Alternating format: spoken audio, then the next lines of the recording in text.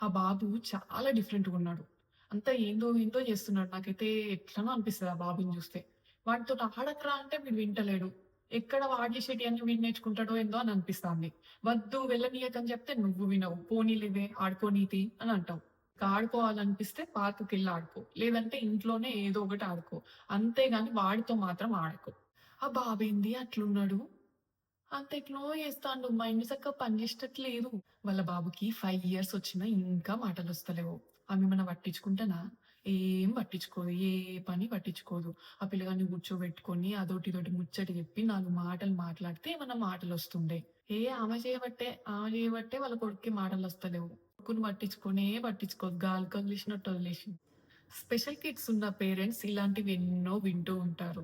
ఒక పక్క మన పిల్లాడికి బాలేదే అన్న బాధ, ఇంకోవైపు సొసైటీ ప్రెషర్, మరోవైపు మన అనుకున్న వాళ్ళ నుండే వచ్చే సూటిపోటి మాటలు, ఈ పిల్లల ట్రీట్మెంట్‌కయ్యే ఖర్చు, ఫైనాన్షియల్ ప్రెషర్ వీటన్నిటిని తట్టుకుంటూ ఈ తల్లిదండ్రులు గట్టిగా నిలబడాలంటే వాళ్ళకి చాలా మనోధైర్యం కావాలి. ఇక్కడ నా పర్సనల్ ఎక్స్‌పీరియన్స్ నేనొకటి చెప్తాను. ఒకరోజు నేను మా అపార్ట్‌మెంట్ కారిడార్‌లో నడుస్తూ ఉన్నాను. నా వెనకాల ఒక పాపొచ్చి ఆంటీ అని పిలిచింది. ఎవరబ్బా అని జెప్పేసి చూసాను. నాకా పాప తెలియదు. అసలు ఎక్కడ చూసినట్టు గూడా నాకసలు గుర్తులేదు. ఆ పాప నా దగ్గరకొచ్చి మీ పాప ఇప్పుడెలా ఉంది? దానికి బాగయిపోయిందా? అని జెప్పేసి అడిగిందనమాట. ఎవరి పాప?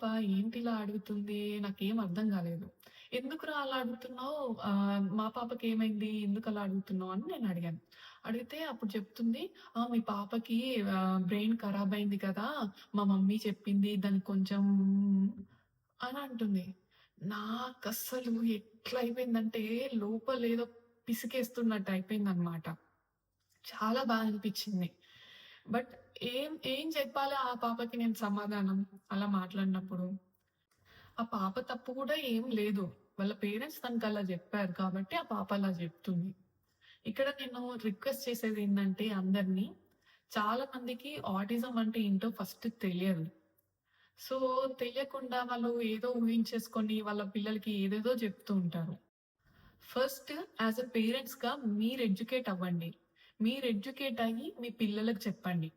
ఆడోళ్ళంతా ఇంతే ఎప్పుడు ఇట్లనే చేస్తుంటారు. ఈ మగజాతంతా ఇంతే ఎంత చెప్పినా వినరు. ఇట్లా ఆడవాళ్ళ గురించి మగవాళ్ళు, మగవాళ్ళ గురించి ఆడవాళ్ళు ఇలా అనుకుంటూనే ఉంటారు గదా! సో, ఆడవాళ్ళు స్పెషల్, మగవాళ్ళు స్పెషల్. ఎవరి స్పెషాలిటీ వాళ్ళదే. అలాగే ఈ స్పెషల్ కిడ్స్ ఆటిజంతో ఉన్న కిడ్స్ అవ్వచ్చు, ఆటిజం స్పెక్ట్రమ్‌లో ఉన్న కిడ్స్ వీళ్ళు కూడా ఎవరి స్పెషాలిటీ వాళ్ళదే. వాళ్ళు స్పెషల్ కిడ్స్. మనము మనుషులలో ఆడవాళ్ళు, మగవాళ్ళు అని చెప్పేసి ఇలా ఎలాగైతే యాక్సెప్ట్ చేస్తున్నామో, అలాగే ఈ వీళ్ళని కూడా వీళ్ళు స్పెషల్ పీపుల్ అని చెప్పేసి మనం యాక్సెప్ట్ చేయాలి. నా ఇంట్లో లేదు గదా! నా పిల్లలకి లేదు గదా! అని జెప్పేసి అవతల వాళ్ళని తక్కువ చేసి చూడొద్దు దయచేసి. ఆ పిల్లల్ని తక్కువ చేసి చూడొద్దు. సూటిపోటి మాటలతో వాళ్ళని బాధ పెట్టొద్దు. అసలా పాప ఎవరో కూడా నాకు తెలియదు. నన్ను మా పాపని పార్క్‌లో చూసినప్పుడు వాళ్ళ మమ్మీకి తనకి జరిగిన డిస్కషన్ అది. అదే విషయం ఆ పాప అక్కడ చెప్పింది. మాకింట్లో ఈ పిల్లలతో చాలా స్ట్రగుల్ అవుతామండి మేము. ఏదో కాసేపన్నా రిఫ్రెషింగ్‌గా ఉంటుంది కదా! అని చెప్పేసి పార్క్‌కెళ్తే, ఇలా చుట్టూ ఉన్నవాళ్ళు ఏమనుకుంటున్నారో అని ఇదొక బాధ. ఎంత పట్టించుకోవద్దు అని అనుకున్నా కూడా, మన వెనకాల ఎన్నన్నా మాట్లాడుకోనివాళ్ళు. మన ముందుకొచ్చి, మన ముందు మీ పాపకి పిచ్చంట కదా! అని ఇలాంటి మాటలు మాట్లాడితే ఎంత బాధేస్తుందంటే అసలు చెప్పలేను. మేము ఒకరింటికి వెళ్ళలేము. మా ఇంటికి ఒకరొచ్చినా కూడా అదే కష్టమే.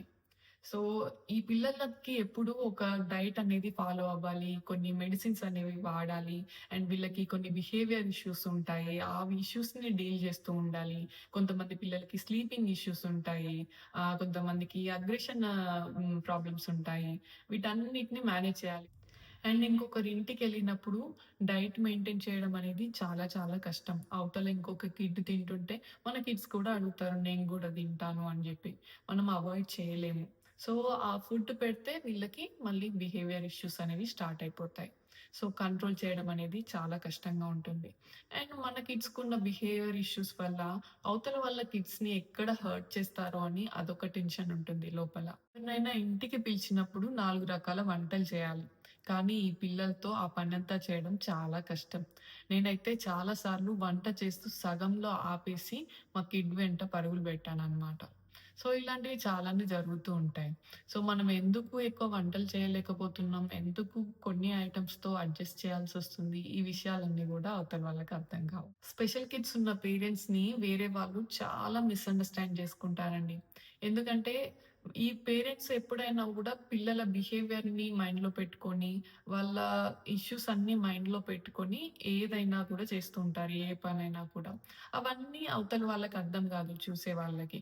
సో, వాళ్ళకేంటంటే ఏంటి వీళ్ళు ఇలా చేస్తున్నారు, ఇలా చేయొచ్చు గదా! అలా చేయొచ్చు గదా! ఏంటిది? ఎందుకిలా? ఇట్లాంటివన్నీ ఉంటాయన్నమాట. సో, ఈజీగా మిస్‌అండర్‌స్టాండ్ చేసుకుంటారు. స్పెషల్ కిడ్ మదర్‌ని. ఎందుకంటే ఈ కిడ్స్ డైట్ విషయంలో మదర్స్ కొంచెం స్ట్రిక్ట్‌గా ఉంటారు. సో, ఈ రిస్ట్రిక్టెడ్ ఫుడ్స్ ఎవరైనా ఇచ్చినప్పుడు వద్దు అని చెప్తే అవతల వాళ్ళకి మనం ఒక పెద్ద విలన్ లాగా కనిపిస్తామన్నమాట. కొంచెమే కదా! కొంచెం స్వీటు పెడితే ఏమవుతుంది? చిన్న చాక్లేట్ ఇస్తే ఏమవుతుంది? కొంచెం ఇస్తే ఏమవుతది? కొంచెం ఎక్కువే ఇస్తుంది. సో, ఇలా అన్నమాట. కొన్ని మెడికేషన్స్‌కి కొన్ని ఫుడ్స్ పెట్టకూడదు. అలాగే కొన్ని ఇష్యూస్‌కి కొన్ని ఫుడ్స్ అవాయిడ్ చేయాలి. అలా చేసినప్పుడే ఈ పిల్లలు ప్రశాంతంగా ఉంటారు. అండ్ యాస్ ఎ పేరెంట్స్ మనం కూడా బావుంటాం. లేదు అనుకోండి తిరిగి ఆ ఇష్యూస్ అన్నీ కూడా వస్తాయి. దాంతో ప్రాబ్లమ్స్ ఫేస్ చేయాల్సింది ఆ పేరెంట్స్. సో, వాళ్ళకి ఈ విషయాలన్నీ తెలుసు గాబట్టే, ఆ పిల్లల డైట్ విషయంలో కొంచెం స్ట్రిక్ట్‌గా ఉంటారు. మాకు పాపం అనిపిస్తుంది. అయ్యో! పాపం పిల్లకి పెట్టట్లేదే మేము అని అనిపిస్తుంది. అయినా సరే, మనసు కటు చేసుకొని స్ట్రిక్ట్‌గా ఉండాల్సిందే. సపోజ్ కిడ్‌కి స్లీప్ ఇష్యూస్ ఉన్నాయనుకోండి, రాత్రంతా మేల్కొనే ఉండాల్సొస్తుంది. అలాంటప్పుడు డే టైమ్ అంతా గూడా నీరసంగా అనిపిస్తుంటుంది. ఏ పని చేయబుద్ధి కాదు. మైండ్ అంతా కూడా అంత డ్రౌజీగా ఉంటూ ఉంటుంది. ఈ విషయాలన్నీ అవతల వాళ్ళకి అర్థమవుతాయా? అవ్వవు. ఏంటి ఎనర్జిటిక్‌గా లేదు, డల్‌గా ఉంది. ఇలాంటి మాటలన్నీ మాట్లాడుతూ ఉంటారు. అదే వాళ్ళని కూర్చోమనండి నైటంతా ఆ కిడ్ తోటి. వాళ్ళని పడమనండి. ఆ బిహేవియర్స్ అవన్నీ తట్టుకొని నిలబడమనండి. అప్పుడు చూస్తాను నేను పొద్దున్న లేచిన తర్వాత వాళ్ళు ఎంత ఎనర్జిటిక్‌గా ఉంటారో. ఒక్క రోజు, 2 రోజులు, 3 రోజులు, 4 రోజులు. అరే! నెలల కొద్దీ, సంవత్సరాల కొద్దీ ఇలాంటి ప్రాబ్లమ్ ఫేస్ చేస్తూ ఉంటే ఎనర్జీ అనేది ఎక్కడి నుండొస్తుంది? ఎంత మనల్ని మనం మోటివేట్ చేసుకున్నా, సరే వేరే ఇంకొక పర్సన్ ఉన్నారు ఇంట్లో అని జెప్పేసి, మనము ఎంత ట్రై చేసినా కూడా ఏదో ఒక రోజు మనకి డల్‌గానే ఉంటుంది. అది అవతల వాళ్ళకి అర్థమవుతుందా? అవ్వదు. Specially we as women we face lot of hormonal problems. మనకి హార్మోన్స్ అనేవి ఎప్పుడు ఇలా ఉంటూ ఉంటుంది. అంత స్టేబుల్‌గా ఏముండవు. అండ్ మంత్లీ ఫేస్ చేసే ప్రాబ్లమ్ ఎలాగో ఉంటూనే ఉంటుంది. సో, మన ఒంట్లో ఉండే ఈ చికాకులన్నీ అవతల వాళ్ళకి అర్థమవుతాయా? నో. సో, చాలా అంటే చాలా టఫ్ అండి. స్పెషల్లీ ఆటిస్టిక్ కిడ్ మదర్‌కి చాలా టఫ్ జర్నీ అండి ఇది. ఈ కిడ్స్‌ని తీసుకొని గ్రోసరీస్‌కో లేదంటే ఏదైనా షాపింగ్‌కో ఇలా వెళ్ళాలన్నా గూడా చాలా కష్టమే.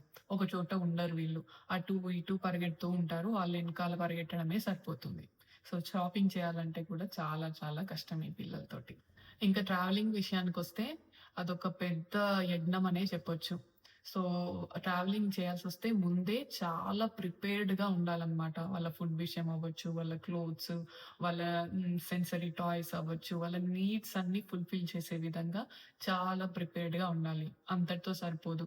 మళ్ళీ ట్రావెలింగ్‌లో కూడా వాళ్ళకేమన్నా బిహేవియర్స్ వచ్చినా, వాటిని ఎలా మేనేజ్ చేయాలో కూడా దానికి కూడా ముందే ప్రిపేర్ అవ్వాలి. ఫర్ ఎగ్జాంపుల్ బస్‌లో వెళ్ళాల్సొచ్చినా, ట్రైన్‌లో అవ్వచ్చు, ఫ్లైట్‌లో అవ్వచ్చు, ఇవన్నీ ఈ స్టేషన్స్ అన్నీ కూడా చాలా ఓవర్ క్రౌడెడ్‌గా ఉంటాయి. సో, ఇంత క్రౌడ్‌ని కూడా ఈ పిల్లలు తట్టుకోలేరు. అండ్ ఇంజిన్ సౌండ్స్, ఆ సౌండ్స్‌ని కూడా ఈ పిల్లలు భరించలేరు.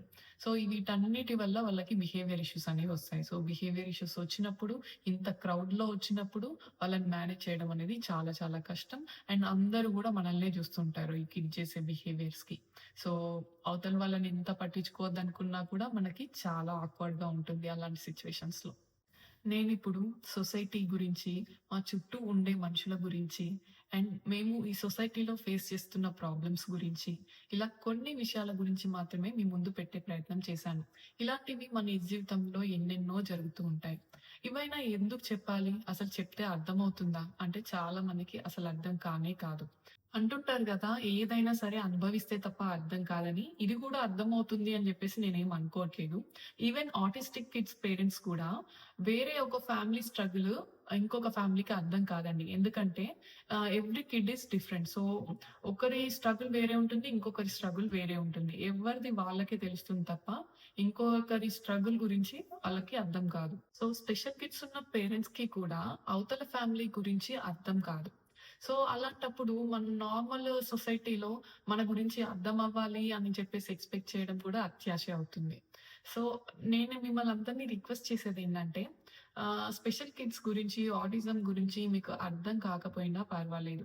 కానీ మీ మాటలతో గాని, మీ పనులతో గాని అవతల వాళ్ళని దయచేసి బాధ పెట్టొద్దు. Please be kind.